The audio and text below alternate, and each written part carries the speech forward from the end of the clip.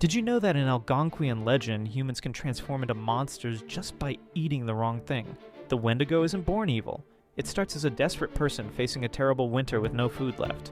When someone breaks the ultimate rule and eats human flesh to survive, something dark awakens inside them. They become cursed with a hunger that can never be filled. The transformation is horrifying. Their body grows massive, towering over trees. Their eyes sink deep into their skull. Yellow fangs push through their gums. But here's the twisted part. No matter how much they eat, they stay thin as a skeleton. Fur traders in the Great Lakes wrote about seeing these creatures stalking through winter forests. Native communities knew the signs well. The Wendigo legend wasn't just a scary story. It was a warning that kept people from crossing a line they could never uncross. During those long, isolated winters when food ran out and minds began to break, the Wendigo reminded everyone that some hungers are worse than starvation itself.